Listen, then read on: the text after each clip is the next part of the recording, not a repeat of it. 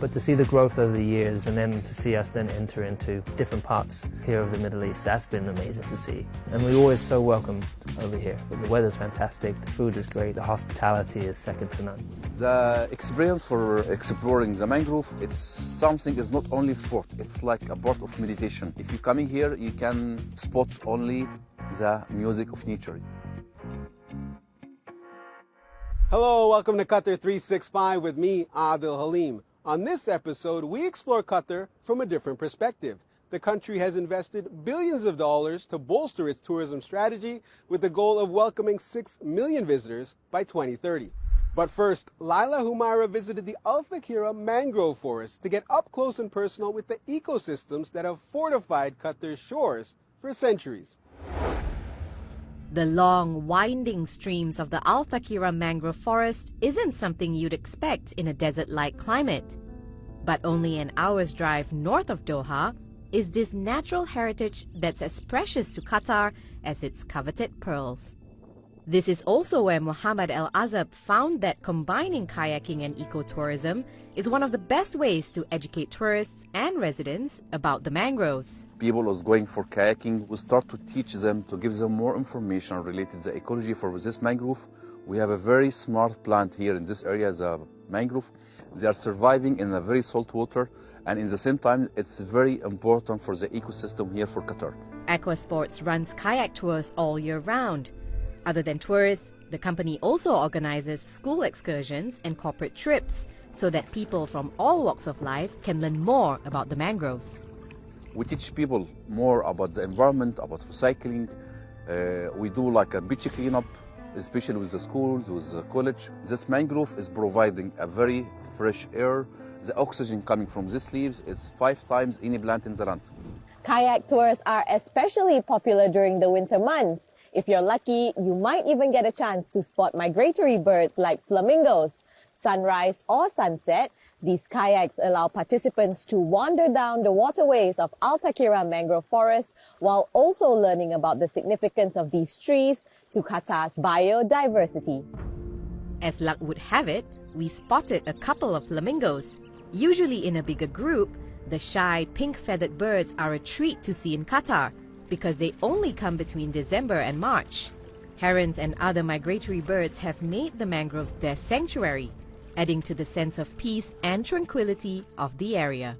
The experience for exploring the mangrove, it's something is not only sport, it's like a part of meditation. If you're coming here, you can spot only the music of nature. You can hear in your background only birds.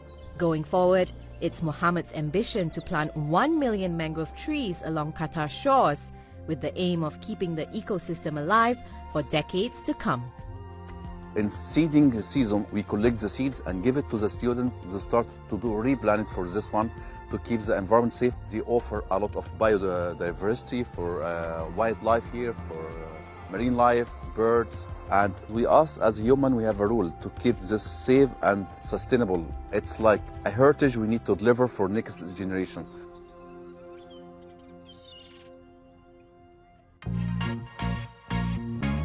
The thrill of high-level sports action is another major draw for visitors. 155,000 race fans flocked to the 3-day Formula One Qatar Grand Prix at the Lusail International Circuit.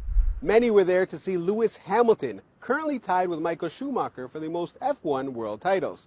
As his tenure with Mercedes has come to an end, the 40-year-old will suit up for Ferrari in the 2025 F1 season. I caught up with Hamilton during his recent visit to Doha to look back at his time with the Silver Arrows, the hurdles he's overcome, and his surprising interest in space exploration. Lewis, welcome to Doha. We know you love fast cars, music, and fashion, but space? You recently just lived out a childhood dream of doing flight training for astronauts. Where did your fascination with space travel come from?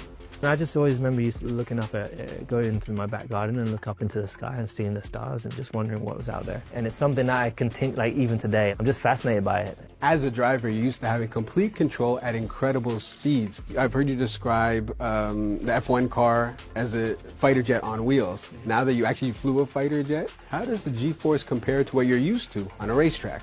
I mean, it is basically, the Formula One car basically is a plane upside down on wheels, because obviously a plane has lift and we have something called downforce, which is basically the wings just upside down. So the faster you go, the wings push the car into the ground, and that's why we're able to take the corners at the speeds we do. But we pull lateral and longitudinal G-force, but in the fighter jet you're pulling just vertical G, and that is something else because the blood like rushes. The more G you pull, the more it's harder to keep the blood pumping in the brain, and it's easy to pass out. So, and on this experience was just phenomenal. Just everything I had ever dreamed of. You talked about you're ready for Top Gun 3 when they call you, right? I'm so ready. Yeah. As your partnership with Mercedes and Swiss luxury watch brand IWC comes to an end, you said this was a very difficult decision to come to. I imagine spending more than a decade, it kind of feels like leaving family. If you look back, what are some of your favorite memories and moments during your time with the Silver Arrows? I mean, it is 100% like leaving family, but I mean, I think I will always be a part of the family because I've been with Mercedes since I was 13, so. And with IWC, I mean, we've been together 11 years, so we always have done great fun events. So for example, this video that you've seen, that was like the best one for sure we've done. A lot of people see the finished product that is Lewis Hamilton today, the GOAT to many, but you've overcome some incredible hurdles in your life. What are some of the hurdles you're most proud to have overcome, and what's the message to your fans who may be going through something similar? I think that's a really good question. I think some of the biggest hurdles are probably second guessing yourself, having doubts of whether or not you can do something when things get tough. So self-belief, I think, has been one of the most important things for me, is continue to have self-belief. And there's definitely been days where that's been challenged. But the thing that's got me to where I am is I continue to believe in my ability. So I was like, I'm going to make it. Whatever it is, I'm going to get in shape. I'm going to quit. I'm going to start eating healthy on Monday, whatever it is, you know, like speaking those things into existence is always really helpful. Speaking of speaking things into existence, the F1 recently announced its new diversity and inclusion charter. Yeah. All 10 teams are in part F1, FIA. As someone who's been a lead voice on this, how confident are you that this will lead to real and positive change? Honestly, I'm so happy. It's been 3 years in the making to get Formula 1 to take that on. But growing up in a sport that has not been diverse, has not been inclusive, you know, I see a lot of comments from people like, yeah, well, you want the best people, and yeah, but if you define what is the best person, you know, it shouldn't matter what your socioeconomic background is. It shouldn't matter what your gender is or what the color of your skin is, where you're from. Everyone should have an opportunity to succeed, and there are actual barriers within society. So to see that all the teams are now engaged in Formula 1, the FIA, yeah, I'm so proud. You're here for the Qatar Grand Prix. There are a few stops in the Gulf region, Bahrain, Saudi, UAE. How have you seen the sport grow in this region during the course of your career? I mean, it's been pretty impressive to see the growth, and then to see us then enter into different parts here of the Middle East, and also to see the place grow. All these countries just becoming more and more beautiful as they continue to grow. The cities, that's been amazing to see, the evolution of the places. And we're always so welcome over here. It's such a beautiful, the weather's fantastic, the food is great, the hospitality is second to none.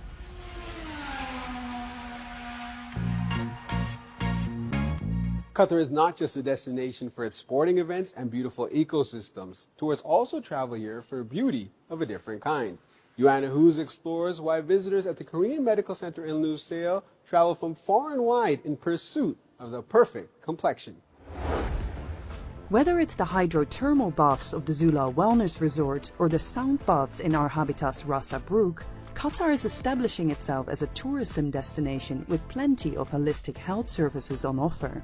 The recently opened Korean Medical Center offers non-invasive skincare treatments inspired by South Korea, a country where exfoliating and moisturizing has been elevated from a mundane morning task to an art form and a billion-dollar industry. We have good like a cosmetic industry in Korea, from the long time ago, and then means that the Koreans easy to get good quality product with affordable price.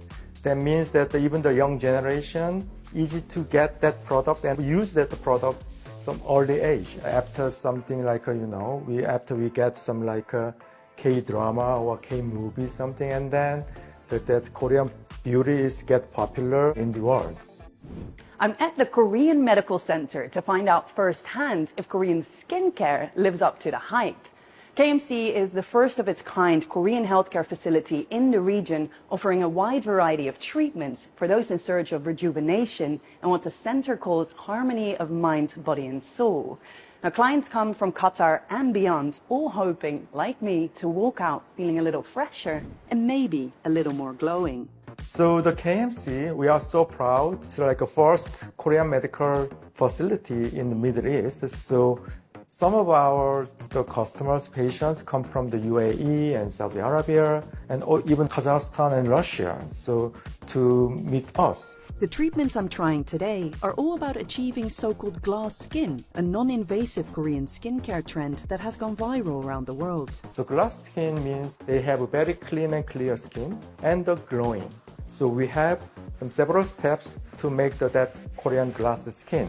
So we do some explorating and then we can do some improve their skin texture, look like glowing. We also can proceed some hydrofacial for maintenance. Well, that was certainly a new experience for me. Let's see if this evening I'm actually glowing and a bit closer to achieving that sought-after Korean glass skin that tourists travel here for.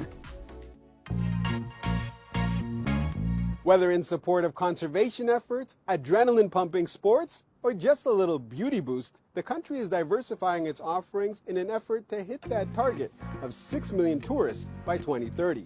We hope you enjoyed exploring some of them with us, but that's all the time we have for now. For more, check out Euronews.com and connect with us through our hashtag. Thanks for watching, and we'll see you next time on Qatar 365.